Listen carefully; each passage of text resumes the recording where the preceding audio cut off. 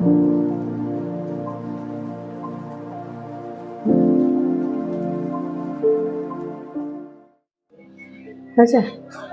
তো good morning. সকাল হয়ে গেছে অলরেডি 8টা, একদম রাইট টাইম আমাদের বেরোনোর কথা। এখন বেরোচ্ছি, গাড়ি তো এখানে এসেছিল। তো এই আজকে আমার এটা আউটফিট কেমন হয়েছে বলো। এই এখন আমাদের সবাই রেডি হয়ে গেছে, যাচ্ছি। দেখা যাক এখন ফার্স্ট আমাদের কোথায় যেতে হবে, কোথায় যাই আমরা। চলো ওখানে গিয়ে দেখাচ্ছি আবার।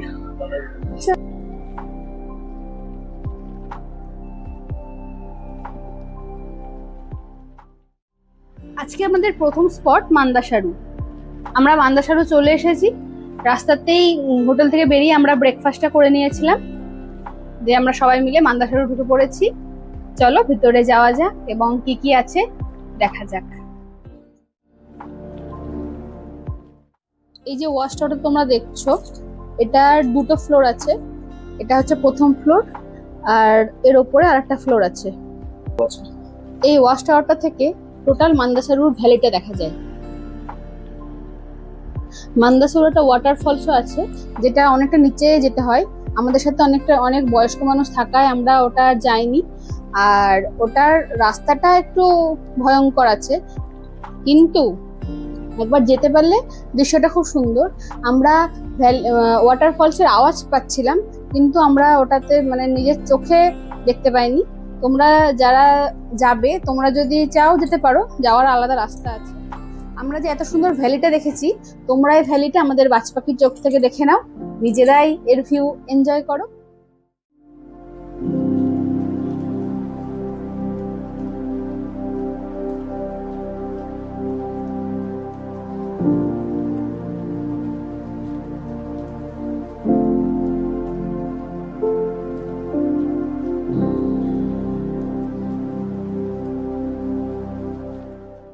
আর একটা কথা জানিয়ে রাখি, মান্দাসারুতে এলে এখানে নেচার ক্যাম্পে রাত্রি যাপনের জায়গা আছে। তো এর ভেতরেই তোমরা চাইলে ওখানে নাইট স্টে করতে পারো। এই কটেজ বুক করার জন্য ecotour-odisha.com এ তোমাদেরকে বুকিং করতে হবে।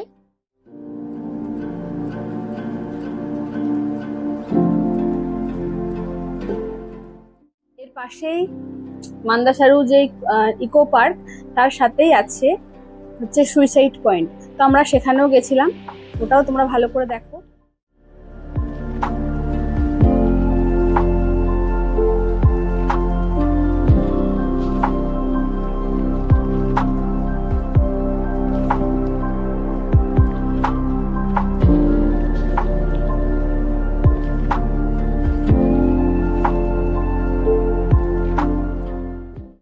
আমরা যাচ্ছি এখন এমু পাখির পার্ক, যার টিকিট মূল্য প্রতিজনে 10 টাকা করে। তো এই যে এমু পাখি দেখতেই পাচ্ছি, সামনে দল বেঁধে সারিবদ্ধ হয়ে দাঁড়িয়ে আছে, আমাদের স্বাগত জানাচ্ছে। না না, এমু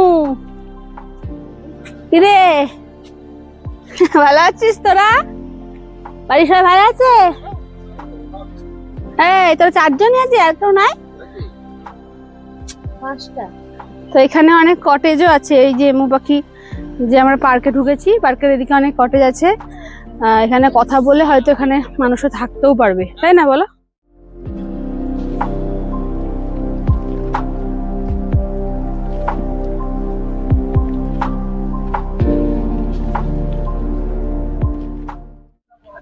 তো আমরা এই যে লাভার্স পয়েন্ট চলে এসেছি। এমুর পার্ক থেকে সোজাসুজি লাভার্স পয়েন্ট, বেশি দূরও নয়। এই দেখো কি অপূর্ব দৃশ্য, wow, what a scenic beauty. জল সবসময় সুন্দর, দারুণ লাগছে। হ্যাঁ, ভয়ঙ্কর সে তো আছেই। ওফ, ট্রিমেন্ডাস। ওফ, এই জায়গাটা দেখো, খালি এই জায়গাটা দেখাও বন্ধুদের। ওফ, সামনে চলো সামনে চলো, আরো কাছ থেকে দেখাবো। তারপর আমাদের বাজ পাখির চোখ তো আছেই তাদের জন্য।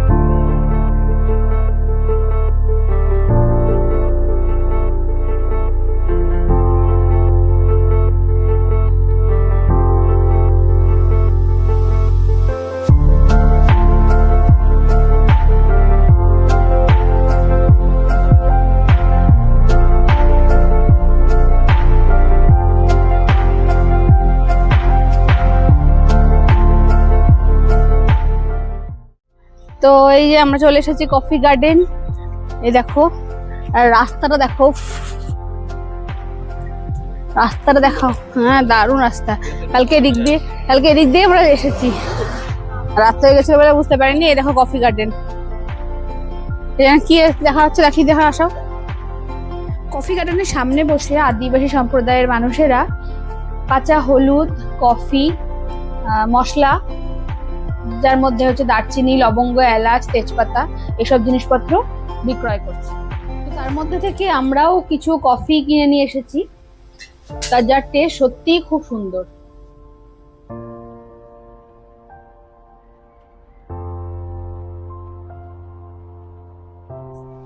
ये हमारा कॉफी आया इधर। अच्छा ये जो कॉफी বলেছি, হ্যাঁ ঠিকই বলেছিল। ये गोल मर्च लता गया ना, এই লতা এ তো গোলমরিচ পারবে কি করে? गोल मर्च কি করে পারবে? की करी मतलब कैसे उतारेगा? वो हम सीढ़िया बनाते हैं ना, अच्छा सीढ़ियाँ बना के ऊपर चढ़ जाते हैं, ऊपर चढ़ते हैं उसको निकालते हैं। ये लता এটা হলো কফি গাছ। এই যে এই কফি এই যে হচ্ছে- এই ছোট ছোট দানা মতন, এগুলো কফি। এই যে কফি যে দানাগুলো দেখালাম, মানে এই যে এই দানা টাইপের যে গাছগুলো, এগুলোই হচ্ছে কফি গাছ। হ্যাঁ, এগুলো আরেকটু বড় হবে, তখন এরকম বড় বড় হয়ে কালো মতন হবে, পাকবে, তখন সেটা কফি হবে। এখন এটা জাস্ট তৈরি হচ্ছে। তো এই দেখো, এই যে লতানো গাছ দেখছো, এই বড় গাছটাকে ধরে আছে লতানো গাছটা, এটা হচ্ছে গোলমরিচ গাছ।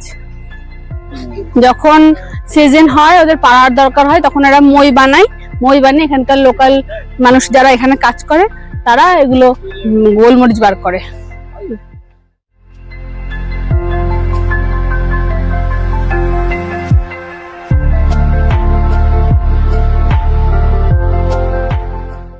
তো এখানে দেখো, ওয়ে টু কিডস জোন ডাইংবাড়ি ক্যাফে ভিতরে, মানে আমরা যে এই কফি গার্ডেনের ভিতরে আছি, ওখানে অ্যারো করা আছে, ভিতরে একটা ক্যাফে আছে। এই যে আমরা তখন বলছিলাম যে এই কিডস প্লেগ্রাউন্ড, একটা কফি হাউস আছে ভিতরে। এখানে এসেছি, দেখি কফির কেমন দাম বলছে। গার্ডেনের ক্যাফেতে আমরা ঢুকেছিলাম, তো কফি ট্রাই করার ইচ্ছা ছিল, ওখানে কোনো মানুষজন পেলাম না, আমরা সেখান থেকে বেরিয়ে যাচ্ছি।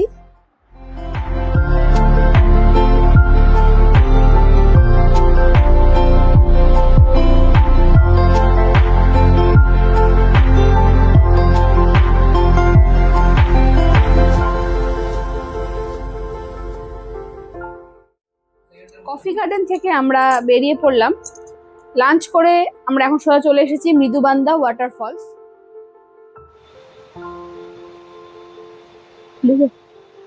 তো এই সিঁড়িতে নামতে নামতেই ঝর্ণার আওয়াজ আসছে, তা তোমাদের কাছে কতটা আসছে জানি না, কিন্তু আমরা অনেক জোরে আওয়াজ পাচ্ছি।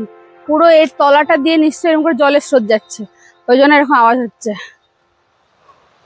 আর এদিকে বৃষ্টিও পড়ছে ভালো জোরেই।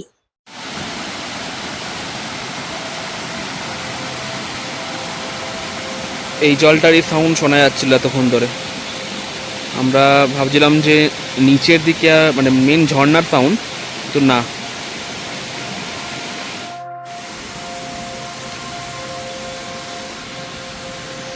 মেনলি দুটো রাস্তায় আছে, এইদিকে একটা আর এদিকে একটা। এইদিকে মনে হচ্ছে জাস্ট ভিউটা, আর নিচে যাওয়ার জন্য মনে হয় এইটা ইউজ করতে হবে, মোস্ট প্রবলি তাই। এটা একবার দেখি।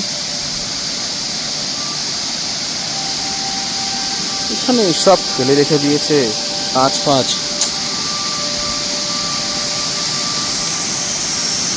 নিচে নামছি, এই দেখো, এই হচ্ছে জলের স্রোত, আর এটারই আওয়াজ পাচ্ছিলাম আমরা এতক্ষণ ধরে, যাতে আমি বললাম তখন।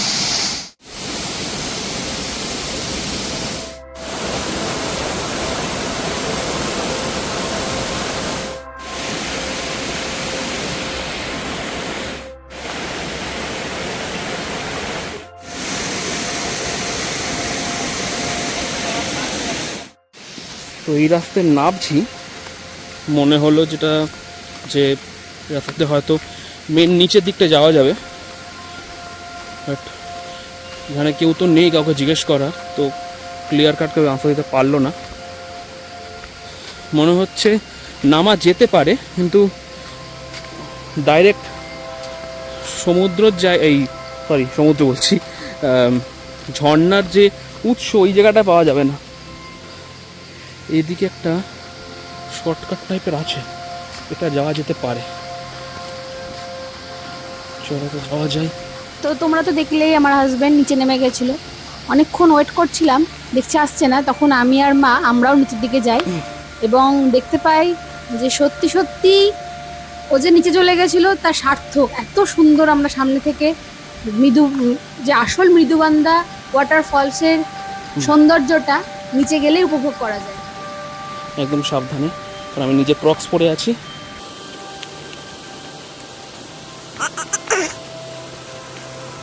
দেখছি দিকটাতে এমন কি দৃশ্যমান আছে, মনে হচ্ছে এখানে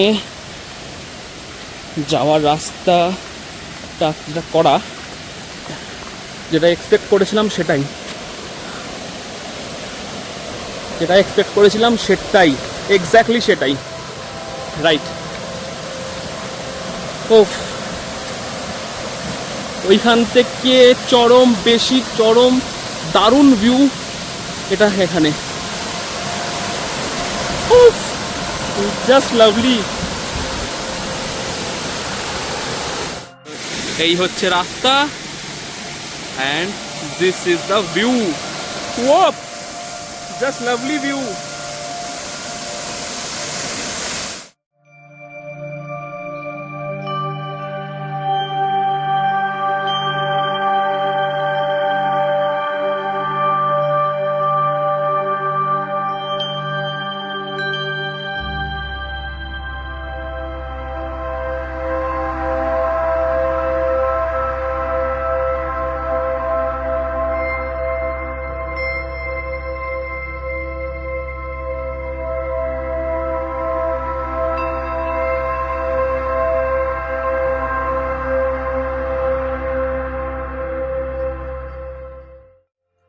ড্রোনের চোখ দিয়ে দেখছি সুইটিও এসে হাজির হয়েছে মাকে নিয়ে, আর ওয়েট করতে পারেনি ওপরে। যাক, ভালো হয়েছে, নিজেই এসে এই ভিউটা উপভোগ করতে পারলো।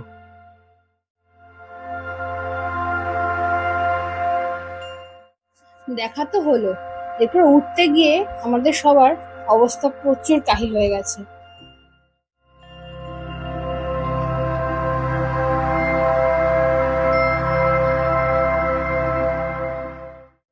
কেমন এক্সপিরিয়েন্স গেলে?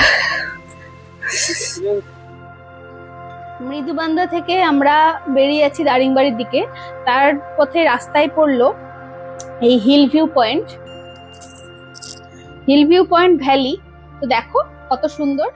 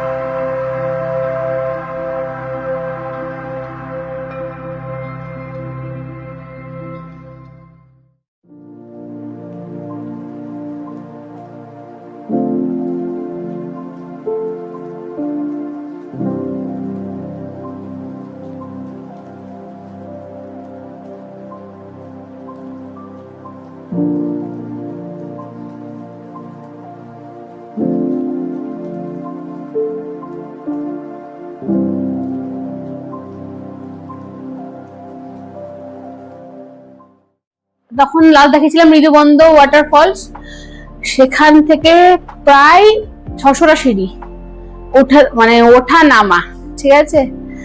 আমার যে অবস্থা হয়েছিল, একটা ছোট্ট ক্লিপ মানে দাদা মানে আমার হাজবেন্ড নিয়েছিল, তোমরা দেখেছিলে, পুরো আমি এরকম করে বসে আছি আর শ্বাসকষ্ট শুরু হয়ে গেছে, সবাই হাঁপাচ্ছে। আর কি হয়েছিল, আমি বেশি কষ্ট হচ্ছিল, কেন কি আমি অনেক জোরে জোরে চলে আসছিলাম, ঠিক আছে। আর আমার মনে হয় কি যে ওই আস্তে আস্তে যত আস্তে আস্তে হাঁটবো সে সিঁড়িতে থেকেই যায়, এরকম লাগে, মানে জোরে জোরে চলে আসি, তারপর উপরে উঠে তখন কষ্ট হোক, কিন্তু সময়টা তো মানে সিঁড়িটা তো ক্রস করে যাই, এরকমের জন্য আমি জোরে জোরে যাচ্ছিলাম। তো আমার এত শ্বাসকষ্ট ছিল, আমি আর কথাই বলতে পারছিলাম না। শুধু আমি একটা ইশারা, আমাকে জিজ্ঞাসা করছিল এক্সপিরিয়েন্স কেমন, এক্সপিরিয়েন্স আমি এরকম দেখেছিলাম। আমার মানে কি বলবো, আমার যা সিচুয়েশন হয়েছিল। তারপরে আর একটা জায়গায় আমরা ভিউ পয়েন্ট কিছু, মানে ভিউ পয়েন্ট কোনো নাম নেই বল, দারিংবাড়ি মানে আসার পথেই রাস্তাটা ওটা একটা পড়ে, গোটা দারিংবাড়ির মানে যে একটা ছোট্ট যে শহরটা সেটা দেখা যায় পাহাড়ের মধ্যে।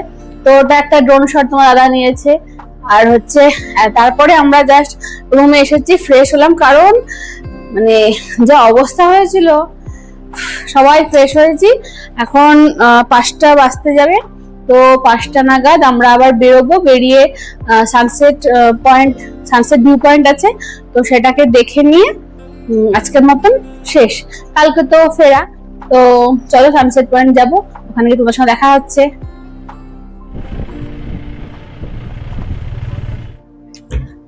তো এই দেখো, যে বলছিলাম সানসেট ভিউ পয়েন্ট চলে এসেছি।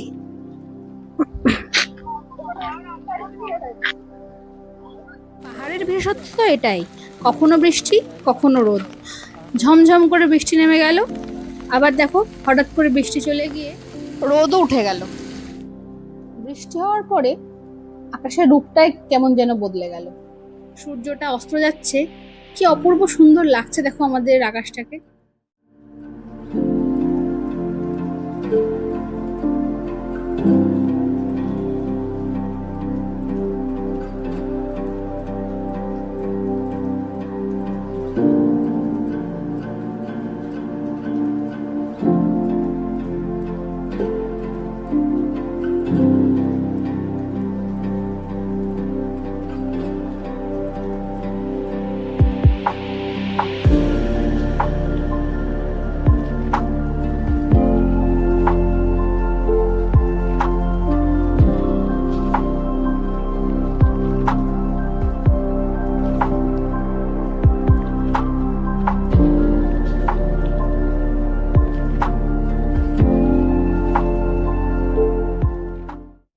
The next morning. Good morning, আজকে লাস্ট ডে। আমরা দারিংবাড়ি থেকে নেমে ব্রহ্মপুরের দিকে রওনা দিচ্ছি, মনটা একটু ভারাক্রান্ত। এখন আমরা আজকে আমাদের ফার্স্ট ডেস্টিনেশন সাইলেন্ট ভ্যালি। পারিপার্শ্বিকটা এরকমই, যথেষ্ট সুন্দর। এই সাইলেন্ট ভ্যালি দেখে আমরা এখন সোজা চলে যাচ্ছি ঘণ্টেশ্বরী মন্দির এবং সোনাদা ড্যামের দিকে। এটি বাবা শ্রী পঞ্চানেশ্বর মহাদেবের মন্দির, এখানে মা পার্বতীকেও পূজিত করা হয়। এটা মা ঘণ্টেশ্বরী মন্দিরের ঠিক পাশে অবস্থিত। মন্দিরটির ঠিক পাশেই বজরংবলীর মন্দির এবং 108টা শিবলিঙ্গর মন্দিরও রয়েছে। হনুমানজি কোনো বাধা বিপত্তি কিচ্ছু মানুষকে স্পর্শ করতে পারে না।